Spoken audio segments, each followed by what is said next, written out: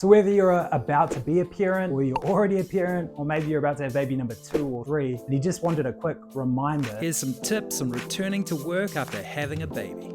Be kind to yourself, but expect drops in your work performance. It's probably not a huge surprise, but a lot of studies have shown that in the first 12 months of a baby's life, the primary breadwinner, so whoever's working, in our case it was me, dad, has a huge decrease in their output. Roughly 30 to 40% of your normal capability is diminished in the first 3 months of baby's life. That's really good to know because you might struggle at work sometimes and think, Am I a zombie?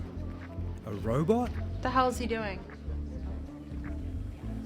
it's not your fault. It's normal and it's scientifically proven to happen. Another study showed that there is a flip side to this, but it's a negative one. And that's some parents, the study was around men, actually increased their output. So these guys started accepting more projects. I think personally, because I did this as well, it's because you feel out of control at home. My wife was breastfeeding and I didn't really know what my role was, what I was meant to do. So I just dove right into work and I tried to have that as my sort of area of control because I could. But the study I'm mentioning actually showed that the guys that did this, it often led to burnout and exhaustion. It's really not a good way to go. So how can you mitigate this? Well, first up, if your boss doesn't already know, let your boss know that you've just had a baby and that maybe your capacity's gone down a bit. Most bosses that are parents will understand, not always, but most will understand. Having a sort of phrase like, I'm 100% committed to my job, but I'm just not at 100% today. I mean, you really,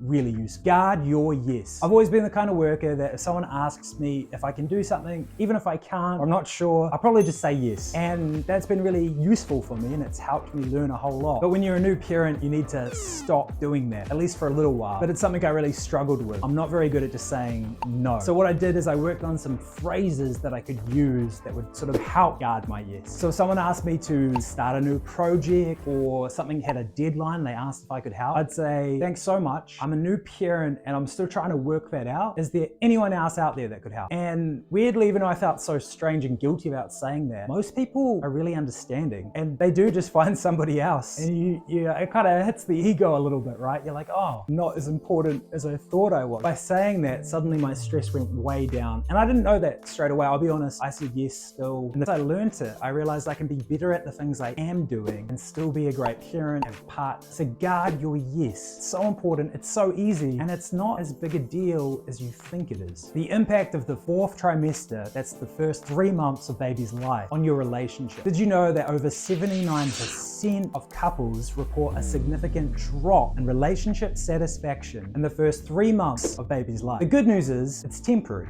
but it is something to be aware of because you might start getting quite snappy with each other and feel bad about it, but it's the norm. It is to be expected. But I think these statistics do highlight the importance of nurturing and maintaining your relationship during this time so you don't do any long-term damage to it. So here's some of the nurturing and maintaining techniques and strategies that I picked up along the way. Hopefully they help you, and if you have any, please share them. The 10-minute tax. So I found it quite tricky to navigate from work mode into dad mode into partner mode. And I would often come home from work, into the door, and I'm still kind of thinking about work. I'm worried about it. And then my wife, Charlie, would be like, here you go, here's Delilah, our daughter. And I'd have to quickly flick into dad mode. And I was getting quite stressed out, quite overwhelmed. Then I heard on a podcast about this 10-minute tax. Here's how it works. Essentially, just before you get home, you pull over, you turn your phone off, you just take a few breaths, you have a chocolate bar, whatever it is that helps you say work mode is finished. That work hat, it's coming off. Because I tell myself, work is done now. All the worries of work, they're gone. They're not allowed to enter my home. And doing that little shift, suddenly all the stress just melted away.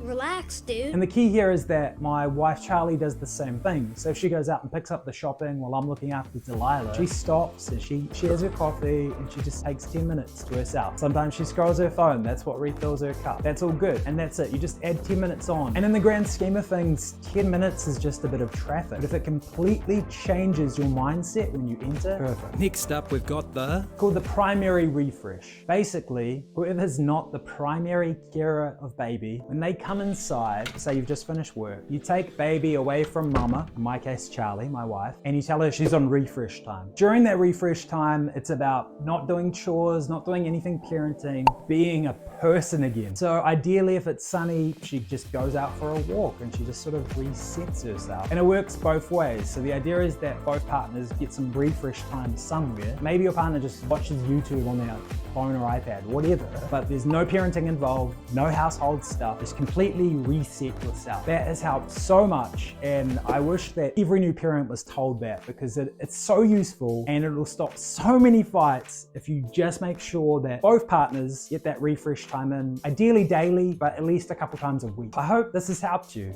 There is some really tough and challenging days, and I think maybe that's not talked about enough, and that weight on your relationship, it is significant and it can be really trying and testing. You will get through it though, and you will, but doing these little techniques might just help smooth it out a little bit, make life just that little bit easier. And at the end of the day, that's all you can really ask for. So keep communication open, but just take things one day, 1 hour, 1 minute at a time, and you'll be okay. It's a fun journey, you'll grow a lot, you'll find new depths of love you didn't know were possible. If you have some other great techniques or strategies, I'd really, really appreciate if you shared them with me, and if you could subscribe and like, that would be amazing. All right, ka kite, and see you next time.